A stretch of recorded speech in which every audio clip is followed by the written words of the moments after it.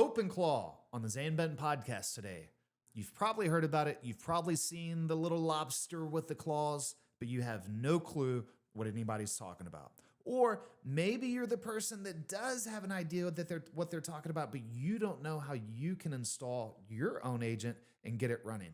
Today, that's what we're going to talk about on the Zane Benton podcast and more. So you've heard about OpenClaw, the AI agent revolution that is completely transforming not just technology, but the world. It's happening at lightning speed, and it's happening so fast that every single day we go on X, we go onto our favorite blogs, we're seeing new updates. OpenClaw update, Claude update, OpenAI, ChatGPT, Codex, this, that, NVIDIA, XAI. Where do we even start? What is all this stuff? Well, good news. I have the answers you may be looking for. OpenClaw is simply an AI agent that can do anything. It's not simple. No. It's a very complicated program, but it is simple for us to use. All we have to do is get it onto our local machine and kick it off. Once we do that, we're set up and running. But you need to connect your agent to an API key that will allow you access to some provider's model, whether that be OpenAI and ChatGPT or Anthropic in Claude or Claude Code. What you do in OpenClaw is you go into when you're setting up your model, when you're setting up your agent, it will ask you to input the whatever model you want to use. And I personally use Anthropic. Claude Opus 4.6 is the latest update for the Opus, which is a deep reasoning coding, agentic coding or model. And so it works fantastic. There's a lot of great models out there. You know, it's kind of the Ford versus Chevy argument in a lot of ways, right? It's just like a preference. So use whatever model that you want to use, but get it installed on your OpenClaw agent and get it running. And if you don't know how to do it, just run to Google and Google how to set up OpenClaw on my machine, and it will tell you. Or go to Grok or go to ChatGPT, and it's going to tell you all of the information that you need, because this technology is a must-have. It's not a must-have. It is a must-use. And, you know, we've talked about thoughts versus action, and the only thing that is going to change right now for you is if you take action. The thoughts don't even matter. You must put those thoughts into action. We've all had great thoughts, and some of them have turned into action, and some of them we have not turned into action. So I think that it's very important to take those thoughts, turn them into action, and don't even look back, right? We're going to have failures, we're going to have mistakes, but those are the things we learn from, and that's how we move forward, and we take the next step and the next step and the next step. And we don't even look back and see the things that may have not worked out in our favor. We just learn from them and move on. So the great part about these agents is that you really don't have to learn anything. All you need to know is something that you want to do. So my brother recently, I was telling him about this stuff a week or two ago. And so the next day he contacts me. He had just set up his agent, or he was trying to set up his OpenClaw thing. Didn't understand really what was going on, but he got it set up. And so I hadn't heard from him in a week or so. And then he sends me a message yesterday. And he's like, hey man, I've been working all week, but I finally got a chance to come sit back down with my agent, and I'm messing around with it. This thing's really cool. A few minutes later, he sends me a picture that he took of his computer screen that showed his Telegram open, and he was having a conversation with his agent there in Telegram, and it had a chart that had some real estate data in it that I guess that he was putting together, or he had his agent putting together. And he's like, man, this thing's really cool. I said, yeah, that is cool, but check this out. Ask it to create an interactive dashboard for this program. A few minutes later, he sends back this this picture of his computer screen that had this beautiful interactive dashboard open that had variables in place that he could swap out and change, and he was simply blown away with it. And this is just very, very, very rudimentary stuff that we're doing with real estate data, right? Like this is data that's out there, and he just had his agent go in and fetching the data from wherever it was and putting it together into something that made sense into a program that you could then input variables and get an output on the other side of whether it was a good deal, bad deal, rate of return on investments and all sorts of different stuff. And so it was really, really cool. But more so than that, it's the ability, like I was telling my brother, I said, find your pain points and build solutions to them.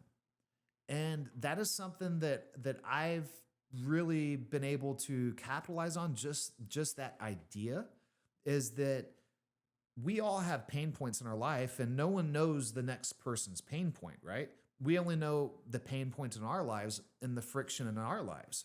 And this doesn't matter whether it's like dealing with finances, emails, work, your yard. I mean, anything that you have going on where you have friction, think about that and think about the friction and then what it looks like on the other side of that. What would you like it to be? What process is there that could make your friction a little bit easier on the other side? And then what you do is you just go tell your agent, hey, I'm having these issues. This is what I do in my profession, in my daily life, in my fitness, whatever it is. And here's the problems that I'm having. Go research this field, body of knowledge, whatever you want to call it, and tell me and come back with ways that I can improve whatever it is, or build technology to support it, or a program or a dashboard or something to give me outputs on the other side, whatever, or ideas, whatever it is. And your agent will go research and then come back with some ideas for you. And then you can ask it will ask you questions about what you want. And it will ask you questions that you didn't even know that you needed to be asked, especially because we don't have the answers, right? If we had the answers, we wouldn't be asking these agents to do it for us.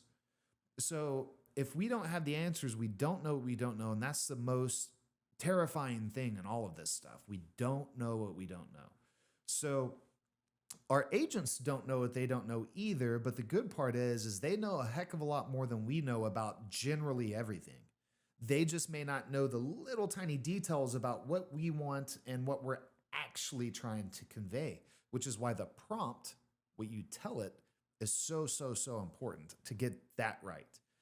And so, but our agents are able to go do all this research and come back and ask us clarifying questions. And you can ask it in the prompt at the very end, ask me clarifying questions, and it will come back with questions. Hey, what about this? Is this how you want this dashboard set up? Well, you have 3 options here, here, and here. Which one would you like? And then you can tell it what you want, and it will go through and piece by piece get it built out so it understands what you want. And then it will start building a program for you to do whatever it is. It's built everything from iOS apps to law, a program that ingests data for attorneys. So the idea is this program ingests a law firm's entire active work history, active cases going on. And what it does is, of course, every case is different, client A through Z, right? Everybody has a different case. Everybody's at different parts in their case, and no case is the same. And so this program that I built, my agent built, is that it takes all that information and it comes up with a summary for the attorney so they can see where they stand. It comes up with a jury report, a mediation report. And it has an AI layer built into it where the lawyer can go in and ask it questions about specific cases to see the strengths and weaknesses and just do all this stuff. And it's amazing. And so from building guitar tuners to health apps to programs for lawyers to run their law firm to 3D printing programs to literally anything else you can possibly think of, it is possible. And every single day that passes, it becomes more possible. And I mean, this is the most exciting time for anybody who loves something new, because every single hour there's something new coming out with this stuff, and it's new and improved. And I mean, there was just something that came out today I was reading about this morning that was Chrome had updated to Chrome 146, which allows agents to operate the browser. Right? I mean, like, if you understand the gravity of that, we're talking about before agents, we're running through programs like Playwright and Puppeteer to try to run through these browsers. And everything is a pain in the butt when you're trying to deal with that. And you must be technical to understand how all that stuff works.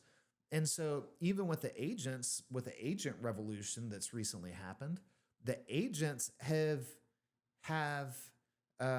leveraged the previous programs like Puppeteer and Playwright so they could browse web pages and take screenshots and so forth. But with the latest update of Chrome 146, this new update allows agents to operate it essentially in a native manner without having to use any outside third-party library or program to do that. So the middle is getting squeezed out, right? Like we've discussed before. And so, I mean, think about it. If you were one of these, there's been companies, browser use is one of them.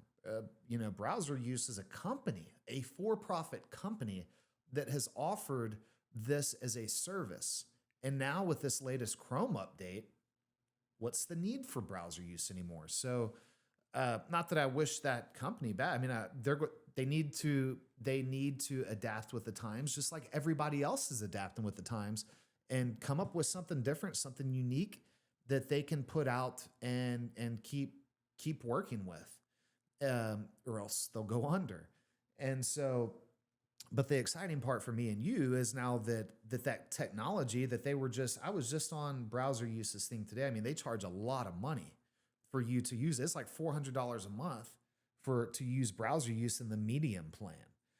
And so now with just this Google Chrome update, heck, you can just go out and do it yourself for free, just with your agent.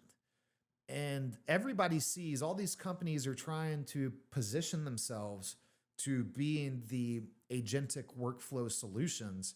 And that's a really good thing for us. And so I really encourage everybody to start messing around with these agents because, okay, they're not perfect, right? There's security risks involved, just like there's security risks involved with everything.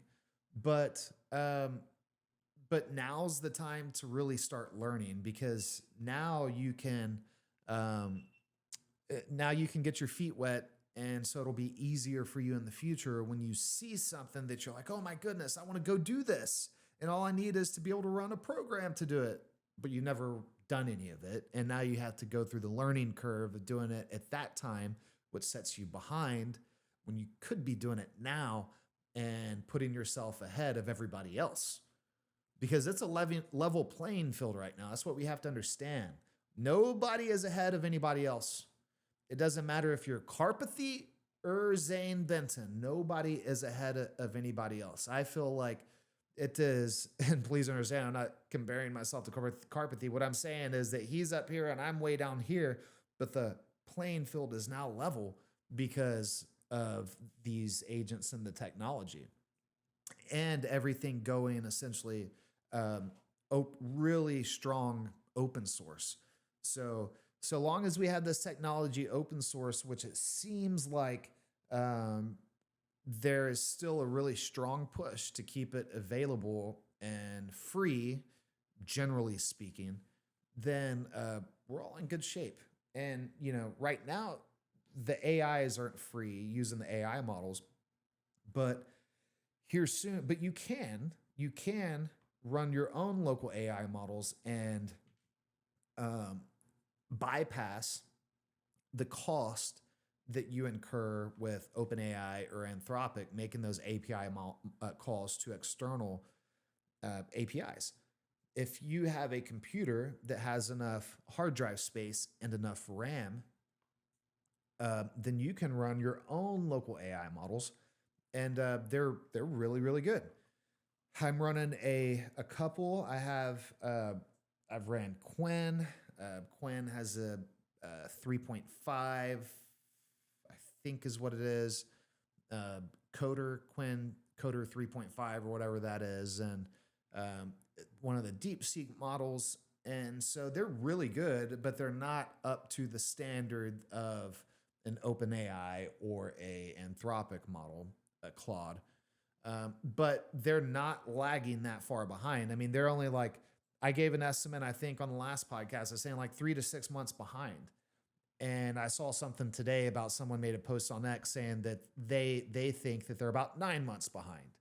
Whether it's 3 to 6 months or 9 months behind, what that means is that this free technology and the AI models that are completely open source that you can download today are only a few months behind, maybe up to a year, these other frontier models that are the best.